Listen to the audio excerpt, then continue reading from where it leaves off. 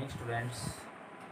अपनी चर्चा चल रही थी लेंस मेकर समीकरण या लेंस सूत्र पर। तो देखिए, हमने समीकरण 3 और समीकरण 4 को जोड़ने पर एक इक्वेशन प्राप्त की।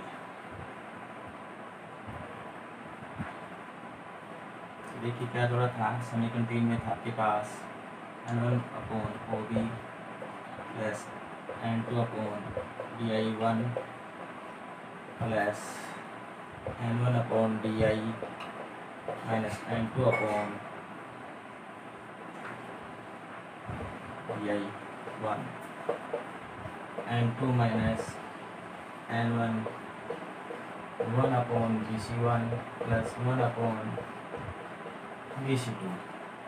अब ये हमने क्या किया था, कैंसिल किया था। अब देखिए n1/OB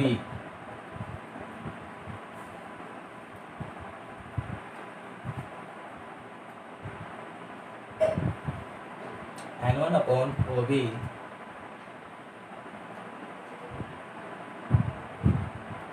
plus n1/DI equal n2 minus n1 1/BC1 plus 1/BC2।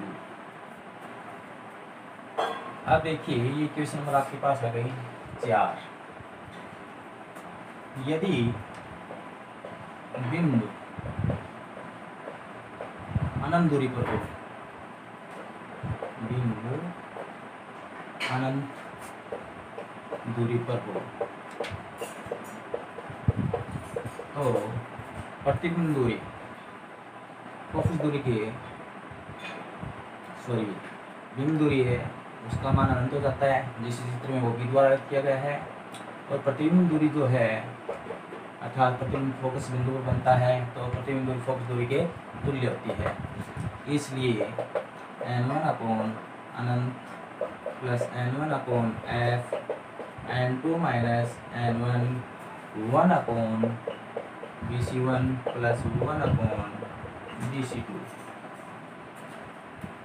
तो अनंत का भाग देंगे तो ये तो शून्य के बराबर से हो गया। तो क्या रहेगा आपके पास n1/f n2 minus n1 1/BC1 plus 1/BC2। Equation number 5 आ गया बस। अब देखिए इसके आधार पर देखते हैं,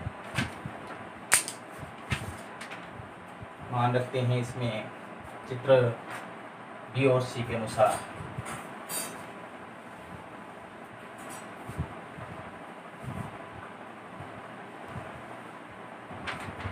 देखिए चित्र बी में देखोगे BC1 गोलीय पृष्ठ ABC की वक्रता त्रिज्या जिसे R1 द्वारा किया गया है, जो पॉजिटिव है।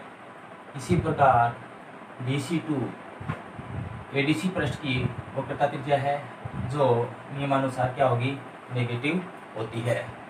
तो इसलिए वैल्यू रखते हैं इसमें n1/f n2 minus n1 1/R1 minus 1/R2।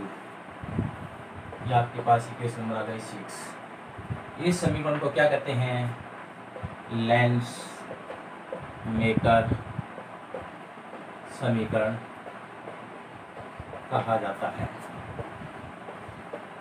इसे क्या कहा जाता है, लेंस मेकर समीकरण कहा जाता है। इसी प्रकार लेंस सूत्र प्राप्त करने के लिए आपके पास जो इक्वेशन नंबर 4 है, ये देखिए, इक्वेशन नंबर 5 देखिए, इनके RHS भाग आपस में क्या है, बराबर है। तो इनके LHS भाग भी क्या होंगे, बराबर होंगे। तो इस आधार पर यदि देखते हैं तो लेंस सूत्र प्राप्त करने के लिए समीकरण 4 और 5 की तुलना करते हैं।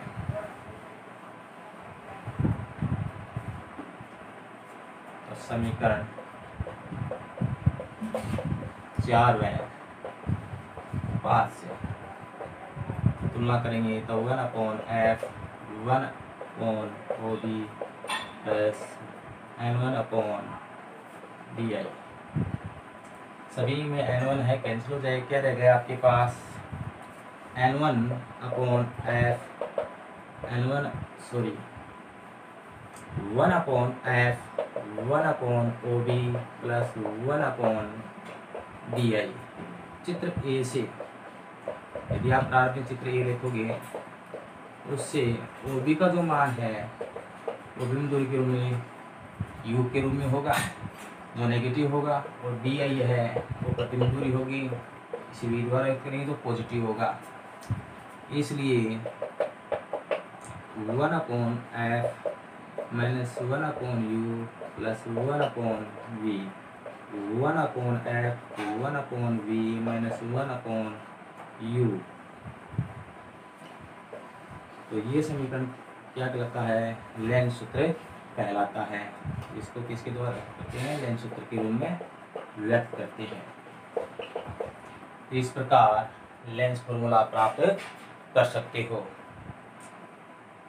इसी से संबंधित अगला टॉपिक है अपना इस लेंस फॉर्मूले पर।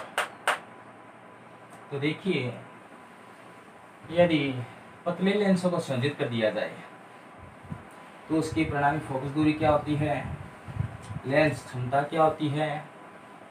तो सबसे पहले आपको लेंस क्षमता के बारे में बताते हैं। तो देखिए, छोटी क्लास में आपने पढ़ा होगा लेंस क्षमता। किसी भी लेंस द्वारा आपतित किरण जो होती है उसको कितना विचलित किया जा सकता है, उसको कितना मोड़ा जा सकता है, वो उस लेंस की क्या कहलाती है, लेंस क्षमता कहलाती है, जिसे P द्वारा व्यक्त करते हैं। इसके द्वारा व्यक्त करते हैं P द्वारा। और किसी भी लेंस की जो लेंस क्षमता होती है वो उसकी फोकस दूरी के व्युत्क्रम के तुल्य होती है, अर्थात P = 1/f। और इसका जो मात्रक होता है वो होता है डायोप्टर। क्या होता है, डायोप्टर, जिसे D द्वारा व्यक्त करते हैं।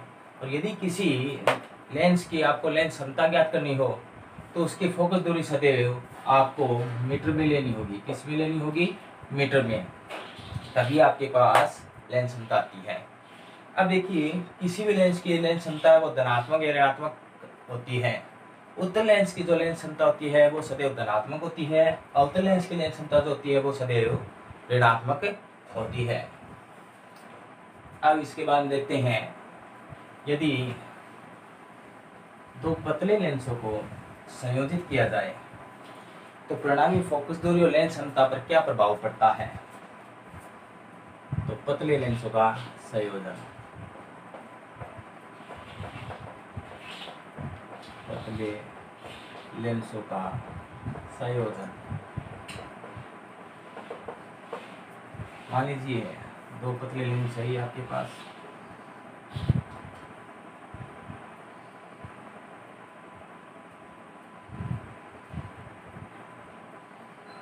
इस प्रकार दो उत्तल लेंसों को संयोजित करके रखा गया है। मान लीजिए बिंदु O का प्रतिबिंब इस प्रथम लेंस L1, ये द्वितीय लेंस है L2 के द्वारा इसका प्रतिबिंब I1 पर प्राप्त हो रहा है, और दूसरे लेंस L2 के लिए ये बिंब का कार्य करेगा, जिसका प्रतिबिंब आपको I पर प्राप्त होता है। प्रथम लेंस के लिए फोकस दूरी ये U होगी, बिंब दूरी U होगी, इसकी जो फोकस दूरी F1। द्वितीय लेंस के लिए फोकस दूरी F2। प्रथम लेंस के लिए जो आपके पास प्रतिबिंब प्राप्त हो रहा है वो I1 पर, जिसकी प्रतिबिंब दूरी को B1 द्वारा व्यक्त कर रहे हैं। ये जो प्रतिबिंब दूरी है दूसरे लेंस के लिए बिंब का कार्य करती है, जिसका प्रतिबिंब बिंदु I पर प्राप्त होता है, और द्वितीय लेंस के लिए प्रतिबिंब दूरी जो होगी वो V के रूप में होगी।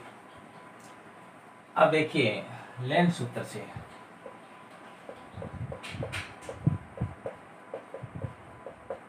तो लेंस सूत्र क्या कहता है, 1/f = 1/v minus 1/u। Question number 1 L1 lens के लिए, L1 लेंस के लिए तो आपके पास इसके लिए फोकस दूरी है F1, इसकी जो बिंदु दूरी है वो U के रूप में है, लेकिन प्रतिबिंब दूरी जो है वो V1 के रूप में है। तो इसके आधार पर यदि देखते हैं, देखिए इसलिए क्या लिख सकते हो, 1/F1 equal 1/V1 minus 1/U, equation number 2 प्राप्त हो जाएगी आपको ये। इसी प्रकार L2 लेंस के लिए, तो इसमें आपको मैंने पहले भी बताया है कि इसमें जो ये I1 है प्रथम लेंस के द्वारा जो बना प्रतिबिंब है वो दूसरे लेंस के लिए बिंब का कार्य करता है, जिसका प्रतिबिंब बिंदु I पर प्राप्त हो रहा है, जिसकी प्रतिबिंब दूरी को V द्वारा व्यक्त करते हैं। तो ये जो V1 होगी इसके लिए बिंब दूरी होगी। तो L2 लेंस के लिए, L2 लेंस के लिए क्या लिखेंगे, फोकस दूरी तो इसकी है F2, इसी प्रकार बिंब दूरी के रूप में आपके पास आएगा इसमें V1 और प्रतिबिंब दूरी है V के रूप में, इसलिए तो समीकरण एक से क्या लिख सकते हो, 1/F2 equal 1/V minus 1/V1, equation number 3। ये आपके पास द्वितीय लेंस या L2 लेंस के लिए फोकस दूरी से संबंधित लेंस सूत्र आ गया। अब देखिए समीकरण 2 और 3 को जोड़ते हैं। तो समीकरण 2 और 3 को जोड़ने पर, समीकरण 2 में 3 को जोड़ने पर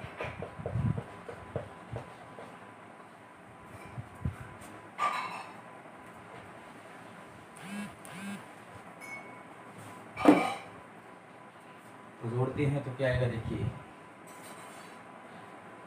1/F1 प्लस 1/F2, LHS में LH जोड़ दो, RHS में RHS, 1/V1 minus 1/U plus 1/V minus 1/V1, minus ये प्लस कैंसिल, क्या रह गया, 1/F1 plus 1/F2 1/V minus 1/V। ये समीकरण आपके पास प्राप्त हुई है। अब ये समीकरण मान लीजिए आपके पास आ गई 4। तो देखिए समीकरण नंबर 1 से 1/V माइनस 1/U की वैल्यू क्या आपके पास 1/F, तो यहाँ पर आप क्या रख सकते हो, 1/F। तो समीकरण 1 में 4 से, समीकरण 1 में 4 से, तो इसके अनुसार क्या प्राप्त होगा, 1/F equal 1/F1 plus 1/F2। ये तुल्य फोकस दूरी आ गई। अर्थात यदि दो पतले लेंसों को संयुक्त करके रखा जाता है तो उसकी जो परिणामी फोकस दूरी का व्युत्क्रम होता है वो दोनों लेंसों की फोकस दूरी के व्युत्क्रम के योग के तुल्य होता है। इसी प्रकार लेंस क्षमता सूत्र से क्या लिख सकते हैं, देखिए ये मान लीजिए आपके पास नंबर आ गई 5। किसी भी लेंस के लिए लेंस क्षमता जो सूत्र होता है वो क्या होता है, P equal 1/F। L1 lens के लिए क्या लिखेंगे, P1 इक्वल 1/F1। इसी प्रकार P2 1/F2। ये समीकरण नंबर आ गई 6 लेंस क्षमता सूत्र से।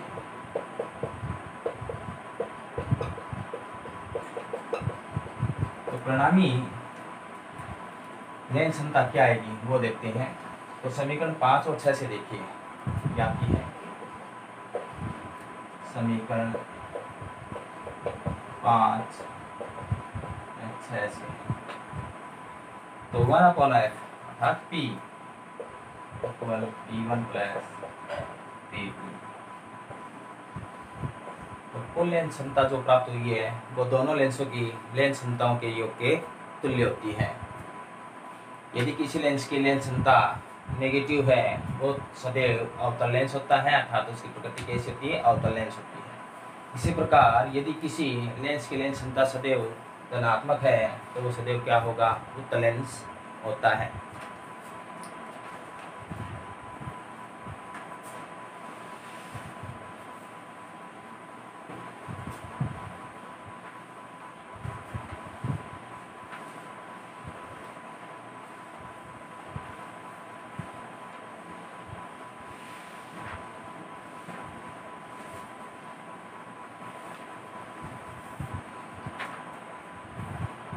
अब देखिए वर्ण विक्षेपण। छोटी क्लास में आपने पढ़ा है, जब कोई सूर्य का श्वेत प्रकाश किसी प्रिज्म पर आपतित होता है तो वह 7 अलग अलग रंगों में विभाजित हो जाता है। प्रकाश की ये जो घटना होती है वो क्या कहलाती है? वर्ण विक्षेपण कहलाती है। जब सूर्य का श्वेत प्रकाश किसी प्रिज्म पर आपतित होता है तो वह 7 अलग अलग रंगों में विभाजित होता है। प्रकाश की यह घटना वर्ण विक्षेपण कहलाती है। और रंगों का जो समूह होता है, प्रिज्म से प्राप्त रंगों का जो समूह होता है वो क्या कहलाता है? स्पेक्ट्रम कहलाता है। और इन रंगों का क्रम जो होता है वो फिक्स होता है। जैसे सर्वप्रथम होता है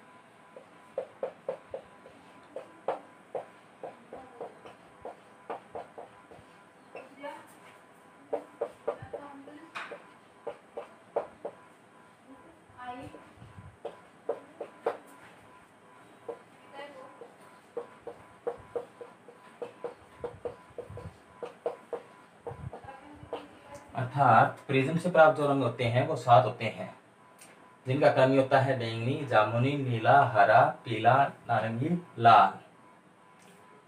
इनका क्रम याद करने का जो कोड होता है विबगोर के द्वारा बता सकते हो या इस प्रकार बता सकते हो, बेजानी हैप्पी नाला। इस वर्ण कोड के आधार पर याद कर सकते इसको। बे से बैंगनी, जा से जामुनी, नी से नीला, है से हरा, पी से पीला, ना से नारंगी, ला से लाल। तो ये रंगों का क्रम होता है। और बैंगनी रंग का जो होता है अपवर्तनांक वो सर्वाधिक होता है, अर्थात बैंगनी रंग का जो विचलन होता है वो सर्वाधिक होता है। और लाल रंग का जो अपवर्तनांक होता है वो न्यूनतम होता है, अर्थात उसका जो विचलन होता है वो न्यूनतम होता है लाल रंग का। तो देखिए इसी से संबंधित आगे टॉपिक है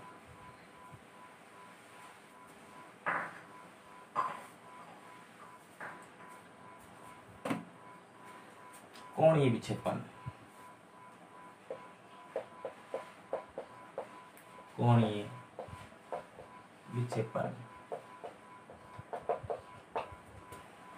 कोणीय विक्षेपण प्रिज्म से प्राप्त किन्हीं भी दो रंगों के विचलन कोण का जो अंतराल होता है उसे कोणीय विक्षेपण कहा जाता है, जिसे थीटा द्वारा व्यक्त करते हैं। Del V minus del R. यहाँ पर वी वोलेट मतलब बैंगनी रंग के लिए विचलन और आर रेड लाल रंग के लिए विचलन। थीटा क्या हो गया? कोणीय विक्षेपण। कोणीय विक्षेपण को थीटा द्वारा व्यक्त करते हैं। डेल वी बैंगनी रंग के लिए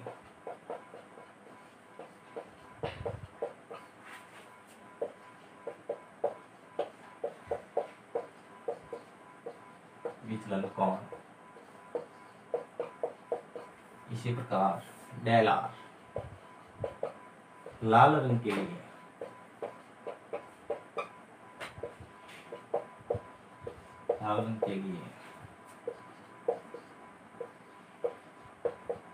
विचलन कोण। अब देखिए यदि आपको विचलन कोण का मान दे दिया जाए, जैसे मान लीजिए बैंगनी रंग के लिए आपके पास मान दे दिया गया, ये डेल वी का मान दे दिया गया मान लीजिए 60 डिग्री, और लाल रंग के लिए विचलन कोण दे दिया गया मान लीजिए 30 डिग्री, और पूछ लिया जाए कोणीय विक्षेपण का मान क्या होगा, अर्थात थीटा का मान क्या होगा, तो हम डायरेक्ट निकाल सकते हैं थीटा का मान del V minus del R 60 degree minus 30 degree equal 30 degree ये आएगा। अब देखिए यदि प्रिज्म कोण और अपवर्तनांक के मान दे दिए जाएं और आपको पूछ लिया जाए कि विचलन कोण कोणीय विक्षेपण का मान क्या होगा, तो अपवर्तनांक से संबंधित कोणीय विक्षेपण किस प्रकार निर्भर करता है, तो उससे संबंधित फॉर्मूला देखिए निकालते हैं।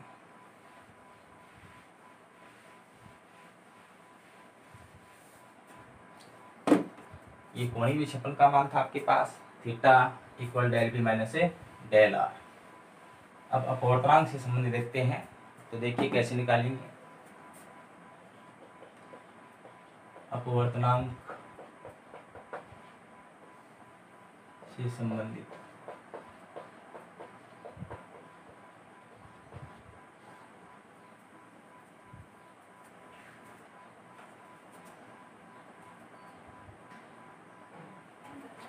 अपवर्तनांक से संबंधित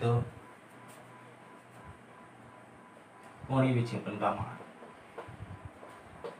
कोणीय विक्षेपण का मान ज्ञात करना।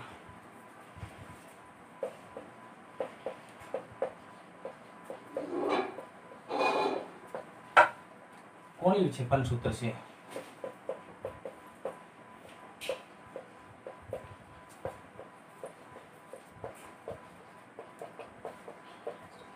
Theta equal del B minus del R. ये आपके पास कोणीय विक्षेपण का जो मान होता है वो विचलन कोण से संबंधित होता है। अब देखिए आपने पीछे विचलन कोण का सूत्र देखा था, विचलन कोण सूत्र से तो बैंगनी रंग के लिए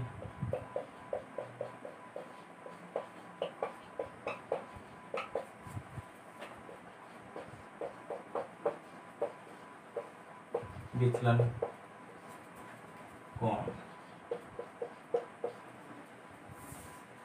आपने प्रेजेंटेशन में टॉपिक में देखा था, डेल का जो मान होता है वो होता है ए म्यू माइनस 1। बैंगनी रंग के लिए देख रहे हैं तो डेल बी म्यू बी। ए प्रिज्म कोण होता है, म्यू पता इसी रंग के लिए अपवर्तनांक हो गया और डेल विचलन कोण हो गया। समीकरण नंबर 2। इसी प्रकार लाल रंग के लिए विचलन कोण,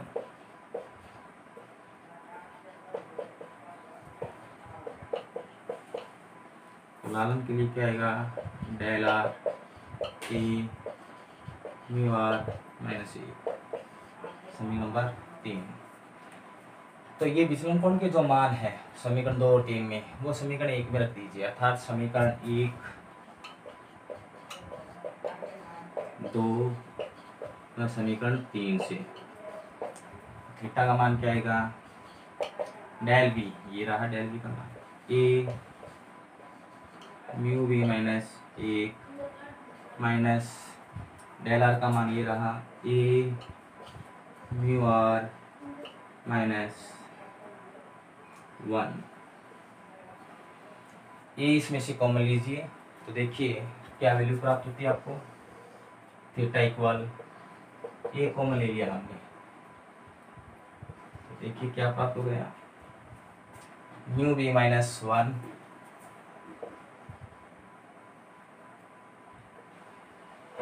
म्यू बी माइनस 1। यहाँ से माइनस हमने कॉमन लिया है,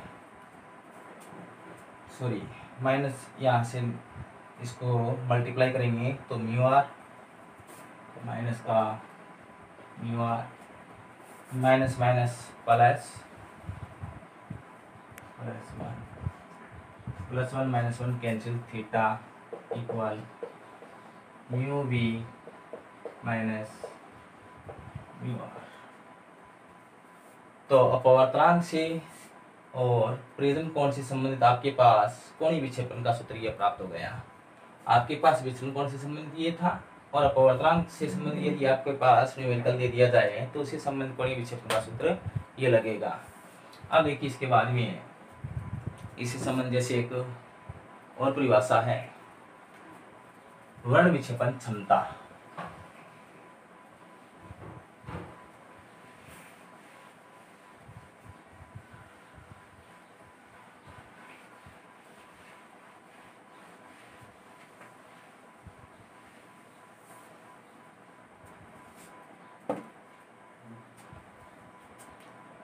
वर्ण विक्षेपण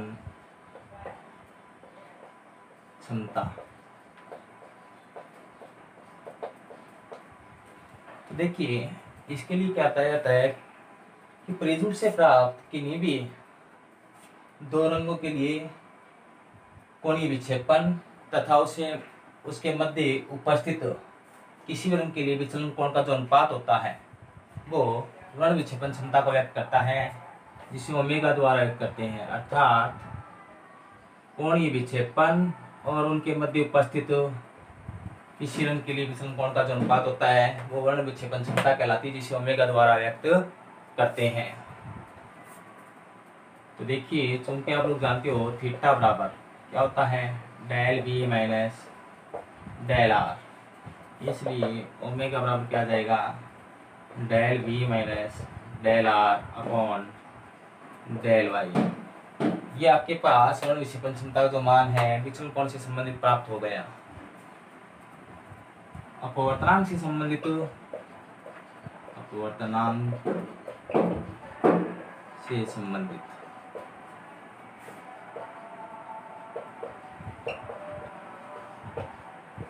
अपवर्तनांक से संबंध देखते हैं तो थीटा का मान क्या होता है।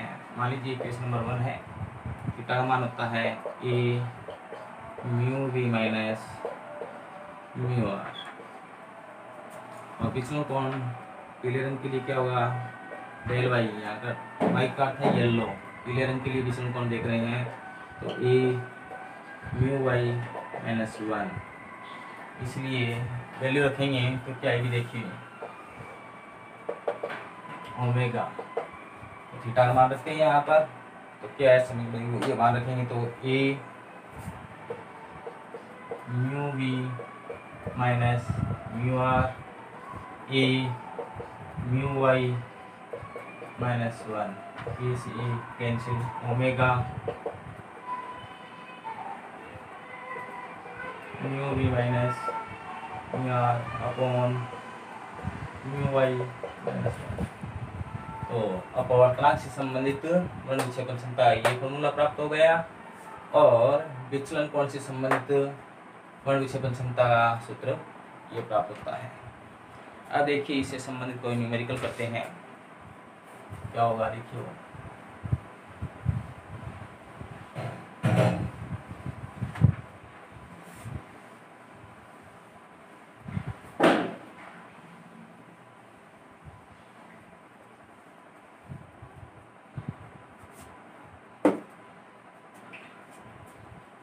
मान लीजिए किसी प्रिज्म का प्रिज्म कोण अर्थात ए, उसका मान आपको दे रखा है 30 डिग्री, ठीक है, और उससे प्रिज्म से प्राप्त किन्हीं दो रंगों के विचलन कोण से संबंध अपवर्तनांक से संबंधित मान दे रखे हैं आपके पास। जैसे म्यू वी का जो मान है वो मान लीजिए 1.60 है, और लाल रंग के लिए जो अपवर्तनांक है वो मान लीजिए 1.50 है, और आपको कह दिया जाए इससे संबंधित विचलन कोण क्या होंगे, बैंगनी रंग के लिए, लाल रंग के लिए, और कोणीय विक्षेपण का मान क्या होगा, अर्थात थीटा का मान क्या होगा। तो अपने फॉर्मूले के आधार पर सबसे पहले बैंगनी रंग के